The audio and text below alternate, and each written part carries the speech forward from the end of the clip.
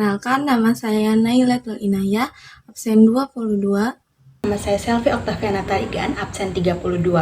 Kami akan menjelaskan tentang kekalahan-kekalahan Jepang. Pada tahun 1939, Perang Dunia II pecah dan Jepang bergabung dengan blok poros atau Eksis. Tujuan Jepang adalah menguasai sumber daya alam dan strategis di Asia Tenggara. Pada 1942, Jepang menginvasi Indonesia, mengalahkan Belanda, dan membentuk pemerintahan militer. Kebijakan Asia untuk Asia gagal memenuhi harapan rakyat Indonesia. Kekalahan Jepang di Indonesia. Pasukan sekutu menyerang Jepang di Indonesia pada tahun 1945. Ini yang menandai awal dari kekalahan Jepang. Pertempuran Tarakan dan Balikpapan menjadi salah satu titik balik penting dalam pertempuran ini. Pasukan Australia berhasil merebut ladang minyak strategis di Kalimantan yang menyebabkan kerugian besar bagi Jepang.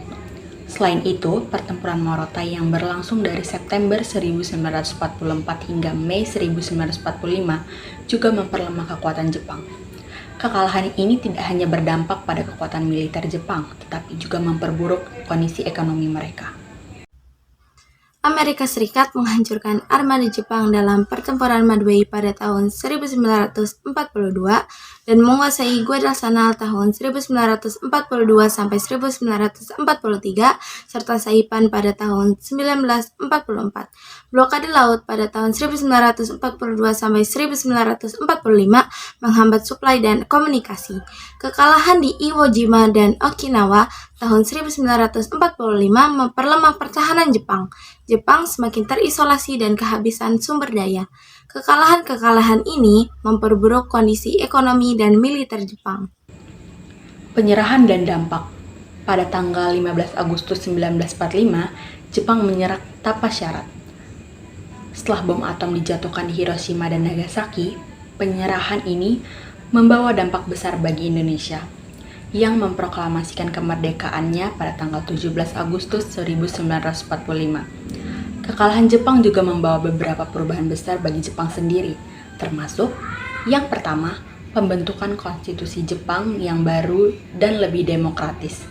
2. Pengadilan kejahatan perang Tokyo yang mengadili para pemimpin Jepang atas kejahatan perang. Yang ketiga, perubahan hubungan internasional Jepang yang lebih kooperatif dan damai. 4. Kemerdekaan negara-negara Asia Tenggara termasuk Indonesia yang menjadi salah satu dampak langsung dari kekalahan Jepang. Yang kelima, pembangunan ekonomi dan politik Jepang yang lebih stabil dan sejahtera. Kekalahan Jepang di Indonesia juga mengingatkan kita akan beberapa hal penting, yaitu 1. Pentingnya menghormati dan menjaga kedaulatan dan kemerdekaan bangsa. 2. Dampak penjajahan terhadap ekonomi, budaya, dan sosial. 3. Peran rakyat dalam memperjuangkan kemerdekaan.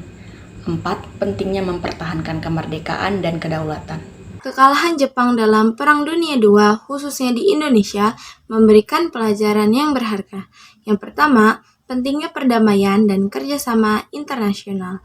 Yang kedua, bahaya imperialisme dan ekspansionisme. Yang ketiga, perjuangan kemerdekaan dan kedaulatan bangsa. Yang keempat, dampak perang terhadap rakyat sipil. Yang kelima, pentingnya mempelajari sejarah untuk membangun masa depan. Yang keenam, menghargai peran para pemimpin dan para pejuang kemerdekaan. Dan yang terakhir, yang ketujuh, menghindari konflik dan memperkuat hubungan internasional.